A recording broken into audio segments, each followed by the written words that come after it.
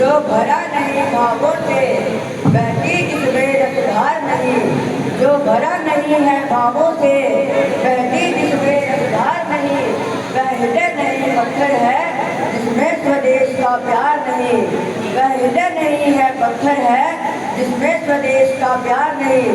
नमस्कार आदरणीय मुख्य अतिथि और मेरे साथियों, आप सभी को स्वतंत्रता दिवस की अनंत शुभकामनाएं और बधाई। आज हम सभी यहाँ भारत के 80वें स्वतंत्रता दिवस को मनाने के लिए एकत्रित हुए हैं। 15 अगस्त 1947 का दिन हमारे इतिहास का कोई साधारण दिन नहीं, बल्कि यह वह ऐतिहासिक सवेरा है जब हमने सदियों की गुलामी की बेड़ियों को अपने फौलादी हाथों से तोड़ फेंका था। यह दिन प्रतीक है आत्मसम्मान, संप्रभुता और अखंड भारत की अदम्य शक्ति का। साथियों, भारतीय स्वतंत्रता केवल हथियारों के बल पर नहीं, बल्कि एक महान वैचारिक और आध्यात्मिक चेतना के बल पर जीती गई थी। हमारे स्वतंत्रता संग्राम को वैचारिक धार देने में हमारे देशवासियों के महान विचारकों का अतुल्य योगदान रहा है। स्वामी विवेकानंद ने वैश्विक मंच पर भारत की सांस्कृतिक श्रेष्ठता का डंका बजाया और युवाओं की रगों में राष्ट्रवाद का खून दौड़ाते हुए आह्वान किया था, उठो जागो तब तक मत रुको जब तक लक्ष्य प्राप्त न हो जाए।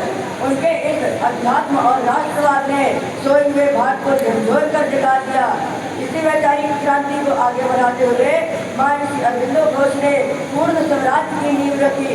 उन्होंने चीख चीख कर कहा था कि राष्ट्रवाद केवल राजनीतिक कार्यक्रम नहीं है, राष्ट्रवाद एक धर्म है जो ईश्वर की ओर से आया है।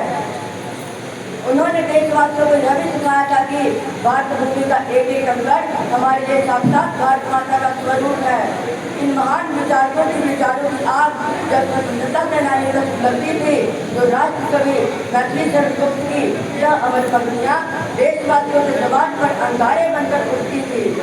जिसको नारी गौरव तथा निज देश का अभिमान है, जिसको नारी गौरव तथा निज देश का अभिमान है, वह नर नहीं निरा पशु है और मृतक सम्मान है, वह नर नहीं निरा पशु है और मृतक सम्मान है।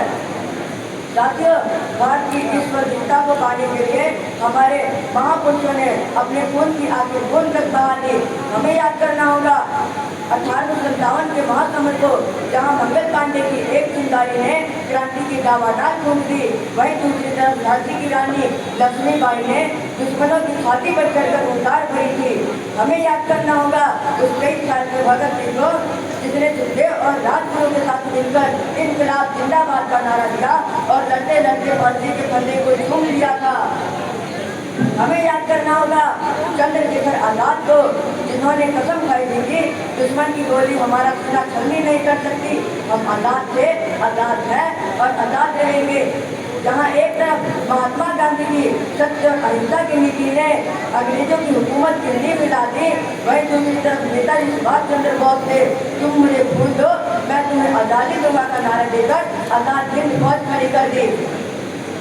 इन महान अनगिनत वीरों के बलिदान की वजह से ही आज हम स्वतंत्रवाद की खुली हवा में सांस ले पा रहे हैं। साथियों, भारत ने स्वतंत्रता के बाद विज्ञान, तकनीक, अर्थव्यवस्था, खेल और स्पेस रिसर्च जैसे क्षेत्रों में विश्व में अपना लोहा मनवाया है।